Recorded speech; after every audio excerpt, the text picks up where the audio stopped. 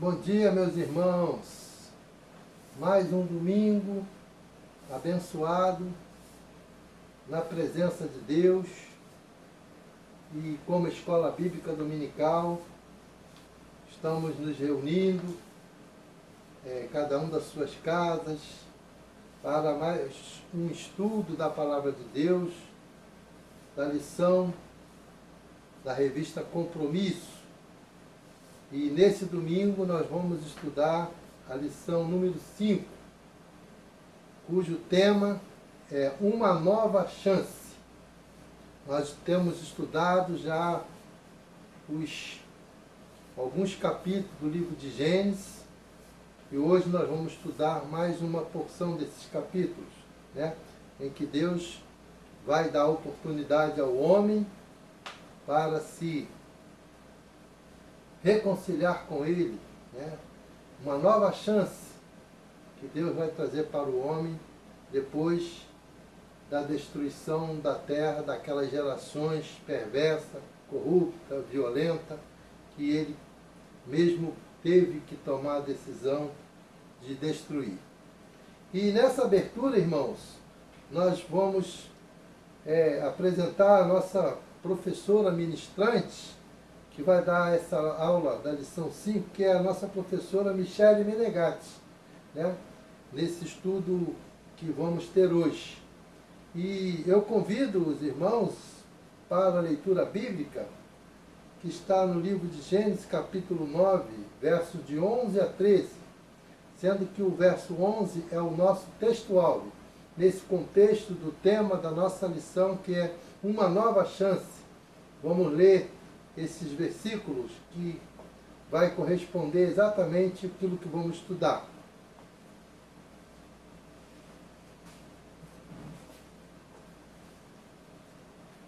Diz assim o texto bíblico, Gênesis 9, de 11 a 13. Sim, estabeleço o meu pacto convosco. Não será mais destruída toda a carne pelas águas do dilúvio, e não haverá mais dilúvio para destruir a terra. E disse Deus, este é o sinal do pacto que firmo entre mim e vós e todo ser vivente que está convosco por gerações perpétuas. O meu arco tenho posto nas nuvens, e ele será por sinal de haver um pacto entre mim e a terra.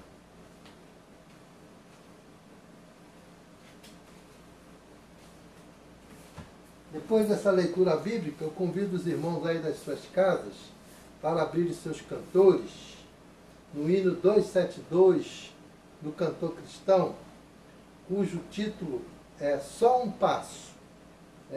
Os irmãos procuram associar a mensagem desse hino com o tema da lição, com toda a lição que vai ser ministrada nesse domingo.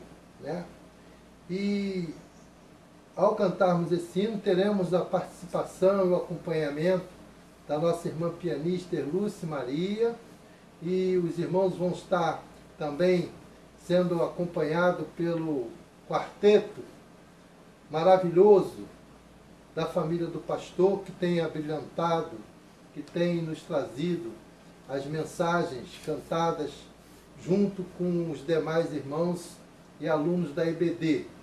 Nesse encontro da nossa EBD, temos tido esse privilégio de ter a família do pastor montando um quarteto, pastor, esposa, a irmã Lúcia, que é a pianista, a Semi, que é a nossa diretora, diretora de música, regente do coral, regente dos hinos congregacionais, nosso irmão Heraldinho, que participa da IBD também ativamente nas lives, tanto como dos outros cultos também, é da área de comunicação, e ele tem uma participação importante na IBD. Então essa família tem sido abençoadora para todos nós, na abertura da IBD, no encerramento, quando canta, e esses hinos escolhidos, selecionados para fazer aquela associação às nossas lições. Então vamos Os irmãos das suas casas aí vão ter na tela a letra do hino, poderão participar junto com esse quarteto. Depois desse cântico, dessa primeira e segunda estrofe desse hino 272, nós teremos a oração intercessória pelo estudo dessa manhã, que será apresentada essa oração a Deus pela irmã Lúcia Talon, que é aluna da IBD.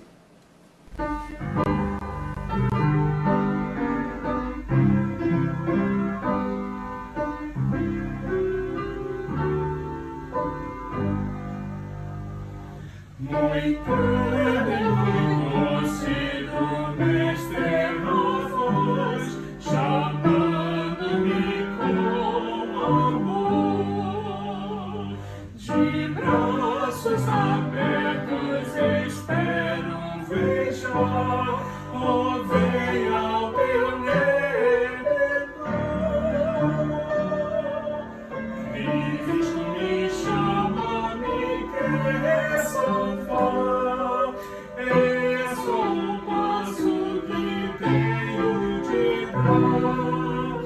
Quero chegar-me, Senhor, a ti, para nunca te abandonar.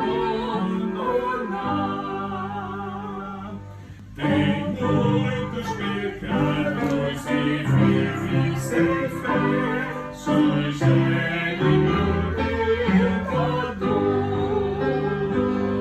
Em tudo já fiz-me segredo, talvez confia em teu Salvador. Cristo me chama, me quer salvar. És um passo que tenho de dar. Quero chegar-me, Senhor, a ti, para nunca te abandonar.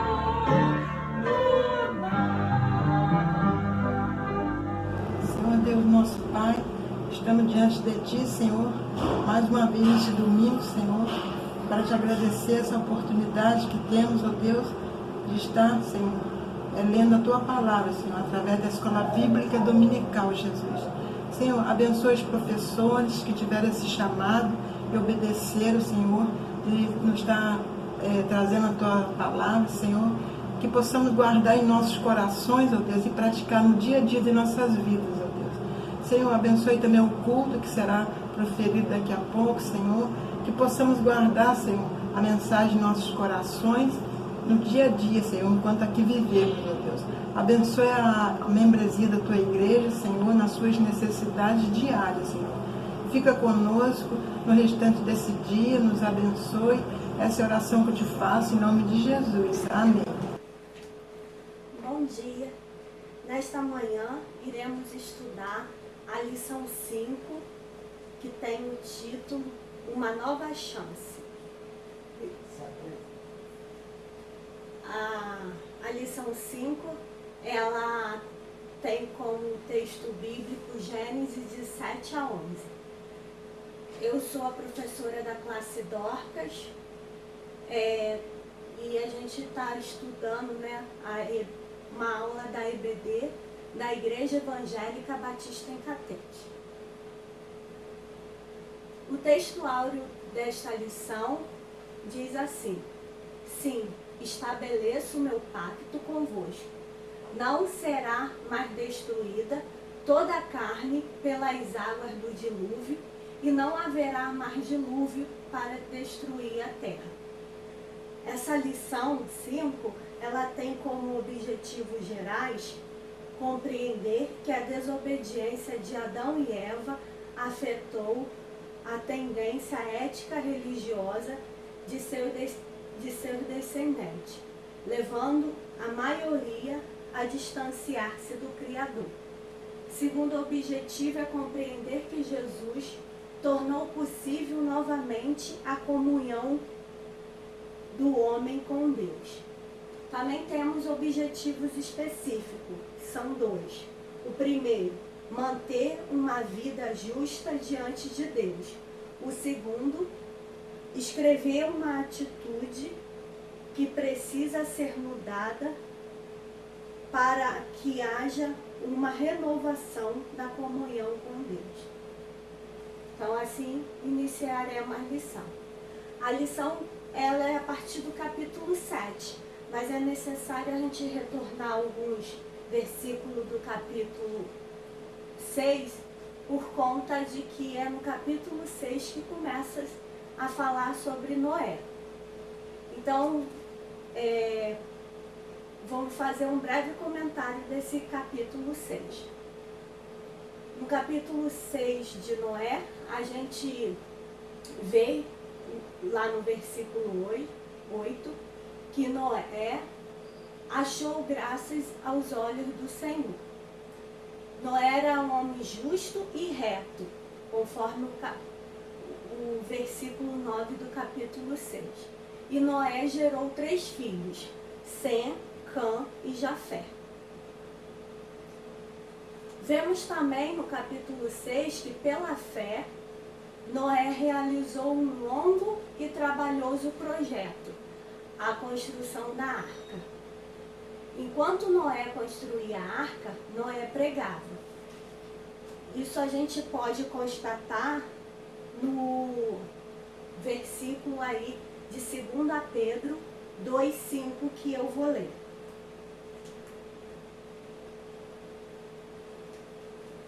Segunda Pedro 2,5 diz assim: se não poupou ao mundo antigo, embora preservasse a Noé, pregador da justiça, com mais 7 pessoas, ao trazer o dilúvio sobre o mundo dos ímpios. Então a gente vê, né, que nesse texto, a Bíblia, né, relata claramente que Noé, ele era um pregador da palavra de Deus e ele mantinha, né, um relacionamento com o Pai. Conforme, no verso 22 a gente vê, conforme tudo que Deus ordenou, assim o fez. Ou seja, Noé era obediente a todas as instruções que o Pai lhe dera. Aí no capítulo 7, a gente já vê, né, Noé entrando na arca com a sua família. E vou ler dos versículos 1 a 3 para a gente entender melhor a partir do texto bíblico, que diz: Noé,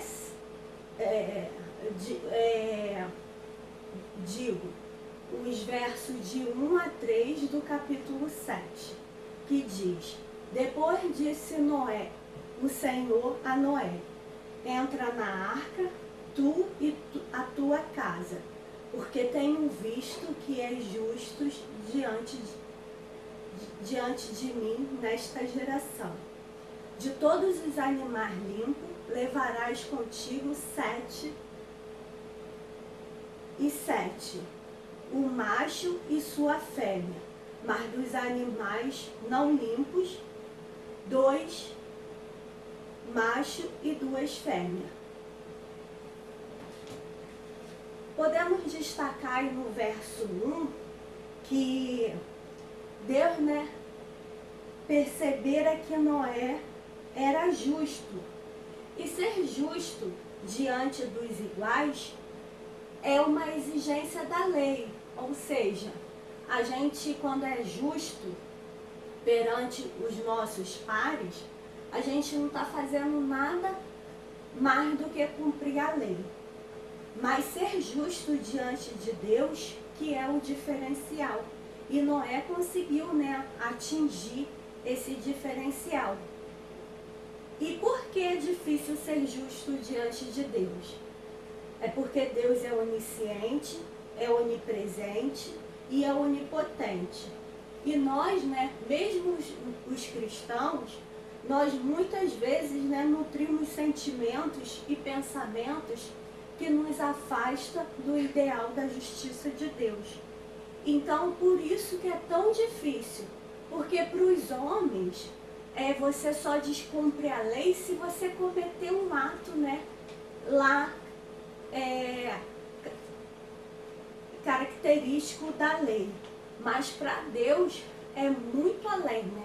Que até em pensamentos, muitas vezes, cometemos pecado, ou seja, erramos o alvo.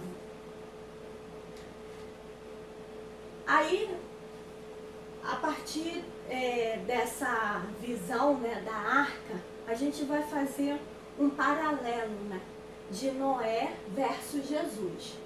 A gente pode perceber que na época de Noé só havia salvação na arca. Todos aqueles, né, que não entraram na arca não tiveram a salvação, pereceram. Já hoje, em nossos dias, a salvação está em Jesus Cristo, pois Ele é o caminho, é o único caminho, Ele é o caminho para a salvação. A gente pode constatar isso, né, no verso 6 do capítulo 14 de João, que diz: respondeu-lhe Jesus, eu sou o caminho, a verdade e a vida. Ninguém vai ao Pai senão por mim. A gente vê, né, que esse texto, ele apresenta Jesus, né, como o único caminho. Ou seja, não há caminho para a salvação longe de Jesus Cristo. E pela fé, a gente tem que buscar, né, seguir esse caminho. A gente viu, né, que Noé era um homem de fé. Pela fé, Noé obedeceu ao Pai e alcançou salvação. Ele conseguiu, né, vivenciar tudo na prática, no seu dia a dia, toda a orientação que Deus dera a ele. E a gente imagina que ele conseguiu desenvolver um relacionamento com o Pai. E em nossos dias não deve ser diferente, né? Para que a gente alcance, né, a salvação, nós também temos que desenvolver esse relacionamento com o Pai. A gente tem que buscar, né, ser um crente que tem um relacionamento com o Pai. E não ser somente aquele crente que só vai à igreja dominicalmente, mas que nos outros dias da semana esquece-se totalmente, né, da leitura da palavra, distancia-se do Pai. A gente tem que buscar ter um relacionamento tal como Noé tinha, né?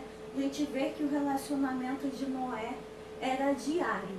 Então vamos ler o verso 6 de Hebreus 11 para ver o que ele nos diz, né? Também em relação à fé que devemos ter. Hebreus 11, 6 diz: ora, sem fé é impossível agradar a Deus, porque é necessário que aquele que se aproxima de Deus creia que Ele existe e que é galardoador do que o buscam. Ou seja, pela fé nós nos aproximamos de Deus e cremos que Ele existe. A gente imagina, né, que para Noé deve ter sido bastante difícil, né, desenvolver essa fé diariamente com tantas tarefas. Ou seja, ele abraçou verdadeiramente o ministério, né? Ele dedicou toda a sua vida, foram 40 anos, né, na construção da arca, mas ele fez tudo isso, toda aquela dedicação, objetivando, né, primeiramente obedecer às orientações de Deus. Pela fé, Noé obedeceu a Deus em tudo. E ele viveu, né, na sua vida a profecia. Ele viu a profecia se cumprir a partir da sua vida e dos seus familiares. Pela fé, Noé comunicou a esposa e filhos o seu relacionamento com Deus. Te imagina, né, como é difícil em nossos dias, muitas das vezes, a gente levar a palavra para aqueles que não creem, né? Muitas das vezes os nossos familiares que estão afastados do Senhor, como é difícil a gente fazê-los compreender. Mas a gente viu que Noé, né, pela fé, ele conseguiu transmitir todo aquele seu relacionamento com Deus para os seus filhos e noras. E nos dias de hoje, com relação ao relacionamento, a gente vê que Jesus Cristo morreu e ressuscitou para que nós recuperássemos o nosso relacionamento com o Pai. O relacionamento que foi perdido, né, lá no Éden, quando Adão e Eva caíram, né, houve a queda, né, pelo pecado, e assim fez com que eles perdessem, né, esse relacionamento com o Pai. O relacionamento de Noé com Deus, ele era um relacionamento, sim, de aproximação, né, do dia a dia. E isso a gente vê que capacitou a Noé, né, para tantas coisas extraordinárias. Tu imaginas, Noé viveu cerca de 2.500 antes de Cristo. E ele conseguiu, né, construir aquela arca imensa, só ele com a sua família, sem patrocínio, ou seja, com poucos recursos, e ele fez tudo aquilo por meio da fé e por meio da orientação que veio de Deus. E ele também, né, ele tinha uma confiança inabalável com o Senhor, né, com o Deus a qual ele servia. Ele o conhecia. E o nosso relacionamento com Deus também, nos nossos dias, nos capacitará a vivenciarmos o nosso dia a dia a fim de caminharmos rumo, né, a essa salvação que buscamos em Cristo Jesus. Seguindo aí, a gente pode ler o versículo de Lucas, que nos fala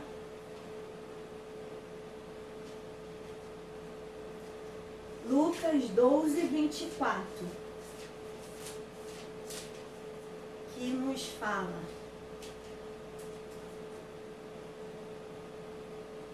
considerai-vos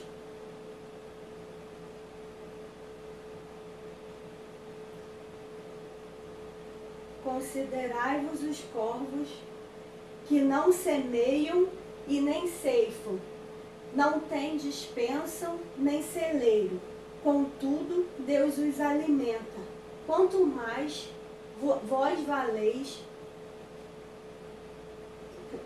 quanto mais não valei vós do que as aves. Ou seja,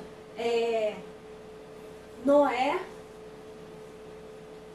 entendeu, né, e confiou na provisão que vinha do Pai. Nós, em nossos dias, também devemos confiar que o Deus ao qual servimos é um Deus da provisão. A gente vê também que Noé fez a sua parte, mas Deus fez a dele. E o que a gente viu aqui, que Deus, ele é fiel para com o seu povo. Nós precisamos confiar na fidelidade dele. Podemos ler em Mateus 6, 30 a 33, que nos diz: pois se Deus assim veste a erva do campo, que hoje existe e amanhã é lançada no forno, quanto mais a vós, homens de pouca fé, porquanto não vos inquieteis dizendo: que havemos de comer, ou que havemos de beber, ou que havemos de vestir? Pois a todas estas coisas os gentios procuram, porque vosso Pai Celestial sabe que precisais de tudo isso. Mas buscai primeiro o reino de Deus e a sua justiça, e todas estas coisas vos serão acrescentadas. Então a gente ver a partir desse texto, né, que se buscarmos a Deus primeiramente, Ele com certeza será fiel para conosco e nos dará tudo o que necessitamos para que consigamos, né, assim como Noé alcançou a salvação, a gente alcançar a nossa salvação. Agora vamos seguir o texto bíblico, que já entra, né, no dilúvio propriamente dito. O texto anterior falava, né, só da entrada na arca, mas o dilúvio é verdadeiramente o cume, né, o ponto alto desta lição, que a gente vai ver a partir aqui do texto bíblico que a chuva do dilúvio caiu por 40 dias e 40 noites. Mas Noé sabia que Deus estava no controle.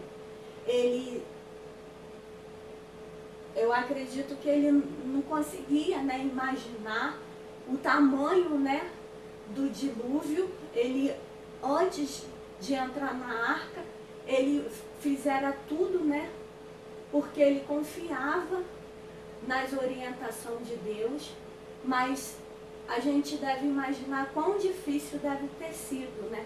Mesmo porque tudo que ele conhecera antes da arca ia ser destruído. Era uma promessa se cumprindo, né?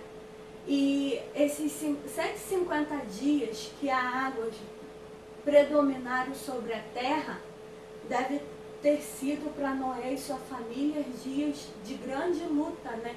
Imagina ter que alimentar tantos animais de diferentes tipos e formas.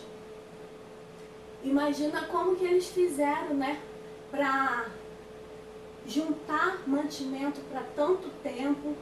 E na verdade ele de antemão nem sabia qual era o tempo verdadeiramente, mas ele fez tudo porque ele creu, né, no Senhor. E a arca repousou sobre o Monte Arará. A gente vê, né, que o texto bíblico, ele não fala muito, né, sobre a arca, se ela era tinha instrumento de navegação, ou se ela só flutuava, mas alguns historiadores hoje dizem, né, que eles afirmam, os estudiosos afirmam que a arca ela não era navegável, era só flutuava. E a arca repousou sobre o Monte Arará. Está lá no verso 4 do capítulo 8. E adentrando, né, no capítulo 8, a gente pode ler, né?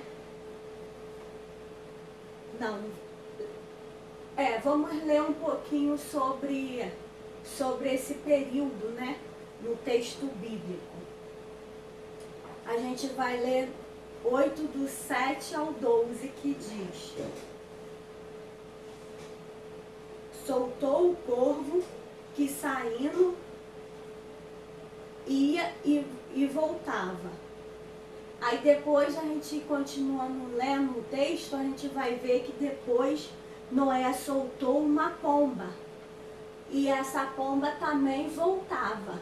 E por mais 2 vezes Noé novamente soltou a pomba, que até a 3ª vez ela não retornou mais.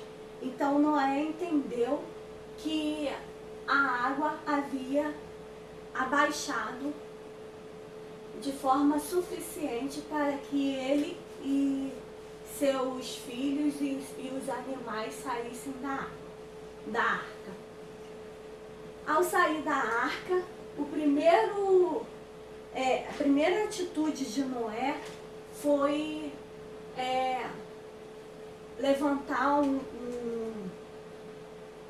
um altar, né, e oferecer sacrifício a Deus pela proteção. E a gente começa a entender aí com Noé, né, nesse novo período pós-dilúvio, que Noé continua a adorar a Deus, e ele agora o faz, né, por meio também de oferta, né, de sacrifício. E a gente vê logo a seguir, no verso 21 do capítulo 8, que Deus, né, se agradara daquela oferta de Noé e faz um pacto com ele. Vamos ler aí o texto de Gênesis 8, 20 e 21, para a gente ler o que a gente acabou de falar aí. E diz o verso 20: edificou Noé um altar ao Senhor e tomou de todo animal limpo e de toda ave limpa e ofereceu holocausto sobre o altar. Sentiu o Senhor um suave cheiro e disse em seu coração: não tornarei mais a amaldiçoar a terra por causa do homem, porque a imaginação do coração do homem é má desde a sua meninice. Nem tornarei mais a ferir todo vivente como acabo de fazer. Enquanto a terra durar, não deixará de haver sementeira e ceifa, frio e calor, verão e inverno, dia e noite. Então a gente vê, né, que nesse trecho o Senhor fez um pacto com Noé. E o sinal desse pacto a gente vê, né, lá seguindo nos versos 13 a 17, que o sinal do pacto é o arco-íris. Vamos ler só o verso 16, que nos fala assim: toda vez que o arco-íris estiver nas nuvens, olhai para ele e lembrei da aliança eterna entre Deus e todos os seres vivos de todas as espécies que vivem na terra. Então a gente viu aí, né, esse texto que nos fala, né, sobre esse sinal do pacto. Continuando no capítulo 9, a gente vê, né, que após esse dilúvio, após esse início aí que Noé faz, Deus faz esse pacto com Noé, a gente vê que Deus, nesse recomeço, ele dá algumas orientações a Noé e a seus filhos, né? Que vão servir para todos que vierem após, né, esse período. E a primeira orientação que a gente pode ver destacado aí no verso 9, no verso 1 do capítulo 9, que diz que se multiplicasse sobre a terra. Dos versos 2 a 3 do capítulo 9 diz que usassem com sabedoria os recursos naturais, animais e vegetais. E a terceira orientação é que se preservassem da prática da violência contra o seu próximo e por tudo de ruim que ela significou para a humanidade. Ou seja, uma orientação para que eles lembrassem, né, de tudo que o povo havia sofrido, ou o que a humanidade fez, né, por conta da prática da violência. Vou ler esse trecho do capítulo 9, de 1 a 7, para a gente contextualizar o que foi falado. Abençoou Deus a Noé e seus filhos e disse-lhes: frutificai e multiplicai, e enchei a terra. medo de povoar de vós todo animal. Terão medo e pavor de vós todo animal da terra, toda ave do céu, tudo o que se move sobre a terra, todos os peixes do mar, nas vossas mãos são entregues. Tudo quanto se move e vive servirá de mantimento, bem como a erva verde, tudo vos tenho dado. A carne, porém, com sua vida, isto é, com seu sangue, não comereis. Certamente requererei o vosso sangue, o sangue das vossas vidas, de todo animal o requererei, como também do homem, sim, da mão do irmão de cada um requererei a vida do homem. Quem derramar sangue de homem pelo homem, terá o seu sangue derramado, porque Deus fez o homem na sua imagem. Mas vós frutificai e multiplicai-vos, povoai abundantemente a terra e multiplicai-vos nela. Então a gente vê nesse trecho as orientações, né, que os homens nesse recomeço deveriam seguir para povoar a terra. De novo a gente vê aqui Jesus como essa nova chance, né, dada para os nossos dias. No versos 10 e 14 do capítulo 10 de Hebreus, a gente pode ler, vou ler aqui o trecho, Hebreus 10 e 14. O verso 10 diz, e nessa vontade dele que temos sido santificados pela oferta do corpo de Jesus Cristo, feita uma vez para sempre. Agora o 14. Pois com uma só oferta tem aperfeiçoado para sempre os que estão sendo santificados. Então a gente viu aí, né, nesses versículos lidos, que Jesus Cristo morreu e ressuscitou para ser o sacrifício perfeito e o único caminho para a nossa salvação. E precisamos desenvolver um relacionamento com Ele, adorá-lo e servi-lo pelo que Ele é, e não apenas pelo que Ele faz ou pode fazer por nós. Lembrando que a fé, a salvação é pela graça, né? Ou seja, tudo vem pela graça, Ele nos dá, não porque mereçamos a salvação, e sim porque Ele é misericordioso para conosco. Noé abençoa Sem e Jafé. Nesse trecho aí, a gente vê, né, um relato bem diferente de tudo que a gente tinha visto até então sobre Noé, né, nos textos que a gente tem lido.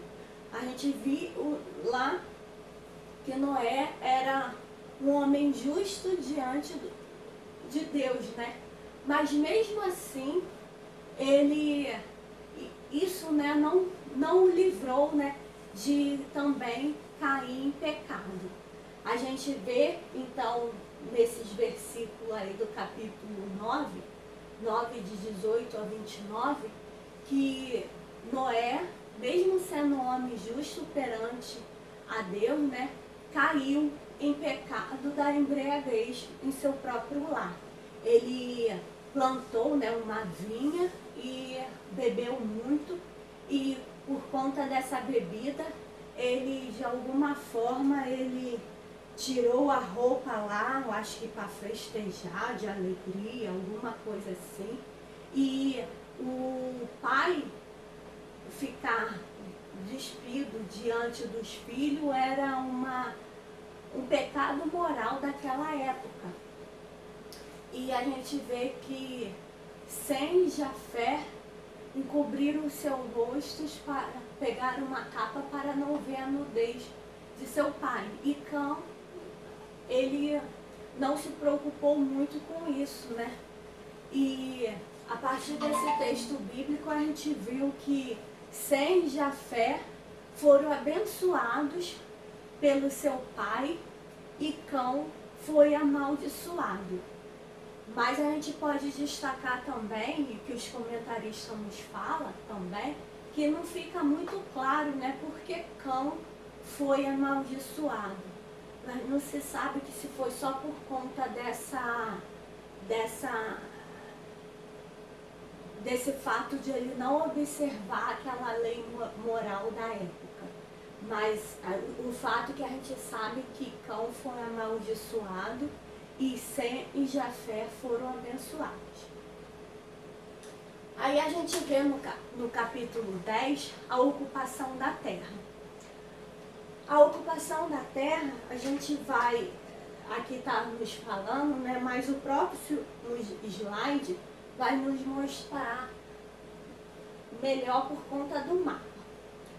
No capítulo 10, dos versos 2 a 5, a gente vê que os descendentes de Jafé, ou seja, as nações descendentes de Jafé, ocuparam principalmente ao norte e oeste de Canaã. Nos versos 6 a 20, os descendentes de Cã ocuparam principalmente o sudoeste da Ásia e o noroeste da África. Nos versos 21 a 31, a gente vê que os descendentes de Sem ocuparam principalmente Canaã e o oeste de Canaã. Aí no texto bíblico, né, a gente pode ver... A gente pode ver, né, claramente, Canaã está aqui, ó, nessa região que eu estou mostrando aqui com o cursor.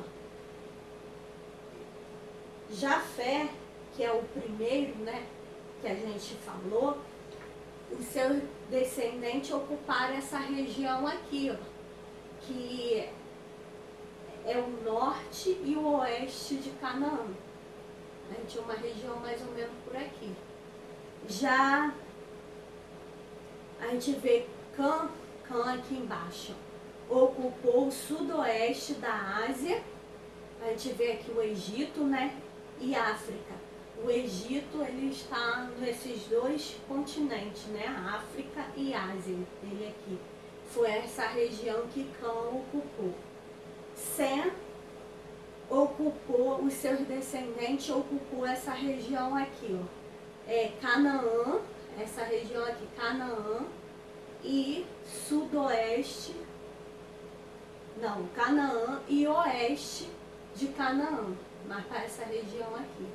Então a gente viu, né, que eles começaram a se dispersarem, assim como a orientação bíblica lá do que nos falou, né, que todos deviam multiplicar e ocupar a terra.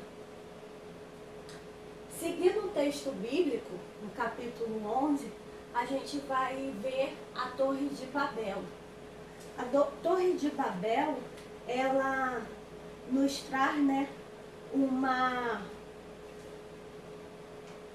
um desajuste, né, do povo com as orientações de Deus. Então a gente imagina que quando eles começaram a ocupar a terra, a ter filhos, descendentes, eles foram se dispersando. Só que chegou aqui nesse momento, né, eles começaram a pensar de forma diferente do que Deus havia, né, orientado. Lembramos que lá em Gênesis 9:7, a ordem dada por Deus era: frutificai e multiplicai-vos e enchei a terra. E essa ordem aqui, nesse período da Torre de Babel, estava sendo quebrada. o Deus soberano ficou incomodado. A gente pode ler, né, no texto bíblico de Gênesis 11, 5 e 9, vou ler esses dois versículos.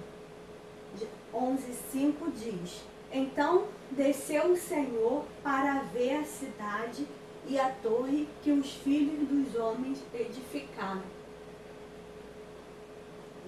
E disse: Eis que o povo é um e todos têm uma só língua.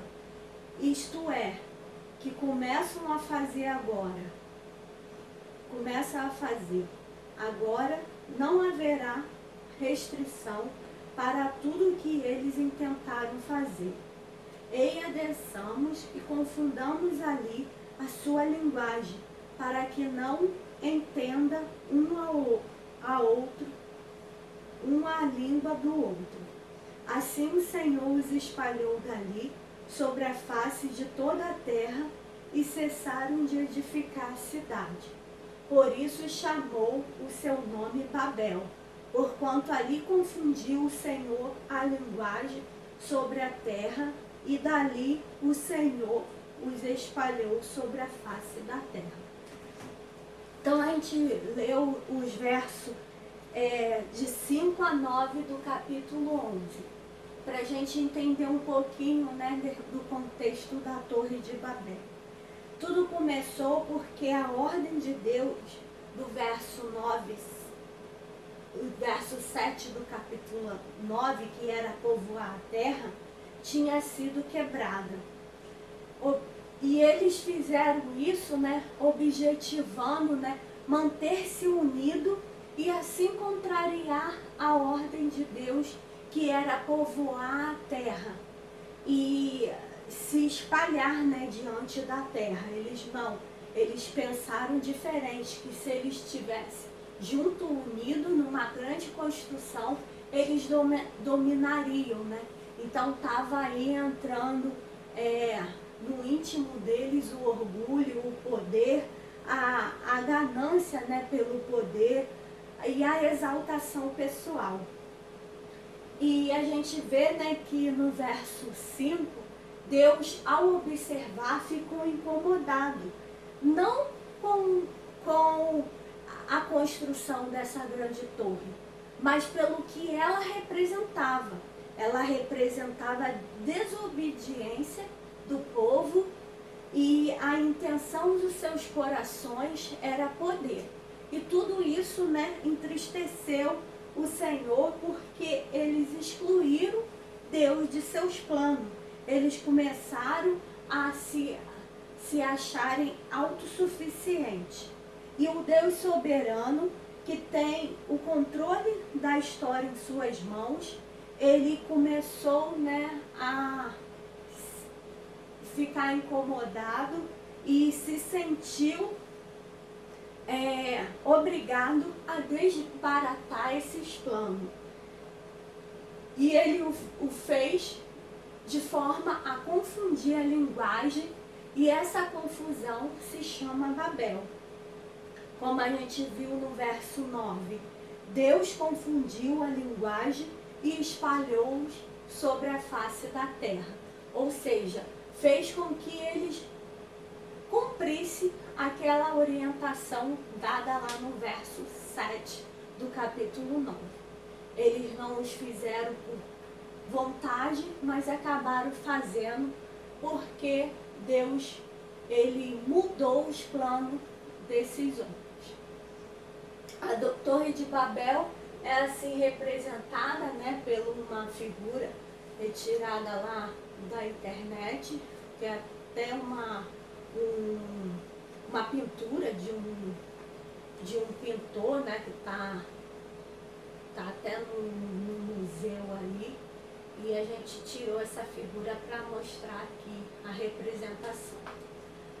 Seguindo no capítulo 11, a gente vê a formação do povo de Deus, com a genealogia de Sem, que vai até Abraão, né? E a gente vê que a descendência de Noé, da descendência de Noé, a partir de seu filho Sem,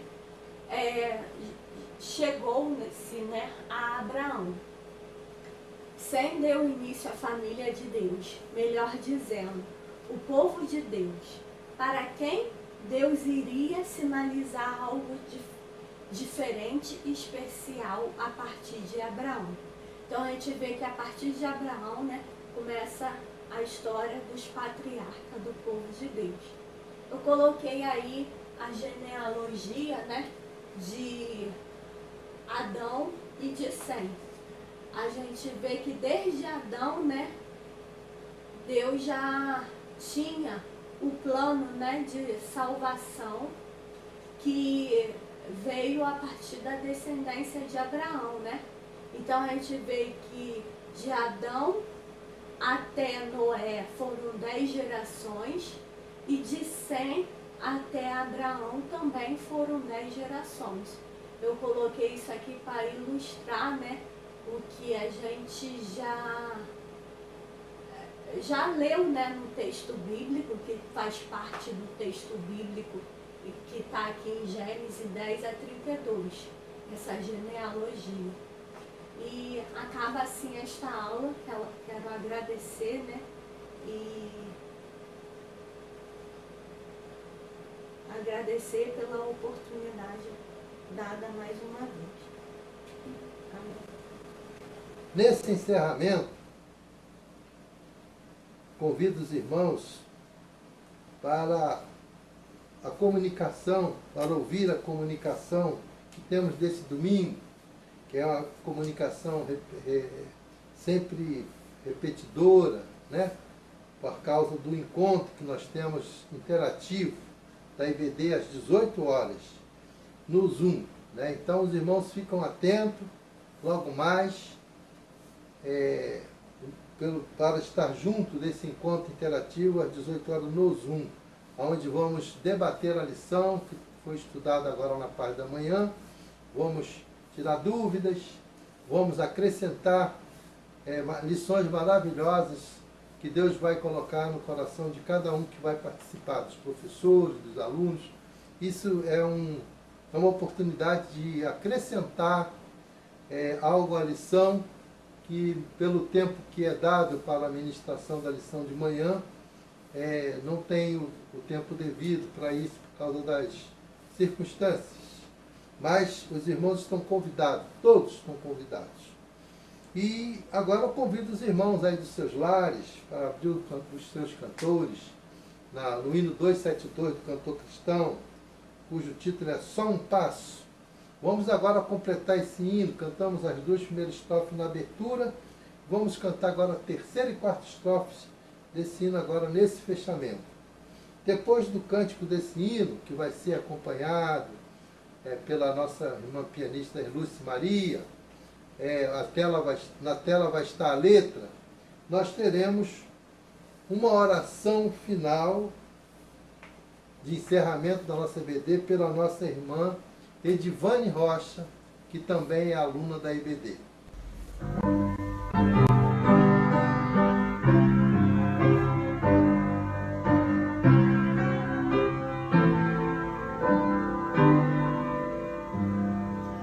Muito frágil esse teu receio cair, com medo ainda neguei.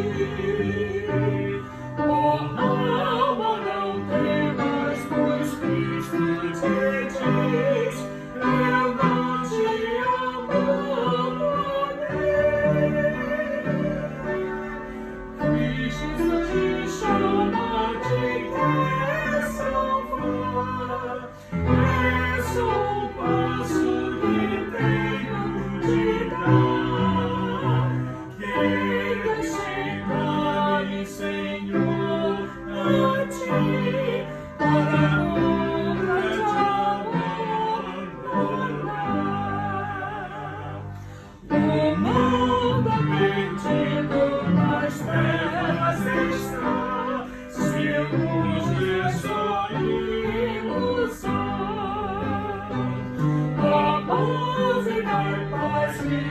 concede, Jesus, sou dele de coração.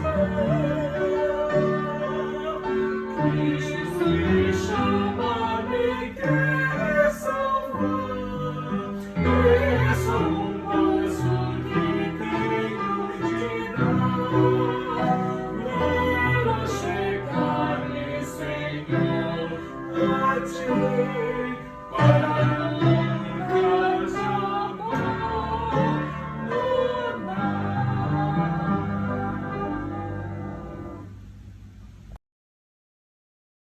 Bendito Deus, meu eterno Pai, muito obrigado, Senhor, por mais este dia acrescentado nas nossas vidas, ó Deus. Agora te rogo, ó Deus, pelas tuas bênçãos, ó Deus, a cada professor da EBD, ó Deus, que neste encerramento, ó Deus, os teus servos sejam abençoados por fazer a tua vontade, ó Deus, e ensinar a tua palavra. E abençoa cada aluno, Senhor, que sejam cada vez mais interessados em aprender para transmitir aos outros que ainda não conhecem o nosso Deus poderoso e o nosso Salvador, o nosso Senhor Jesus Cristo.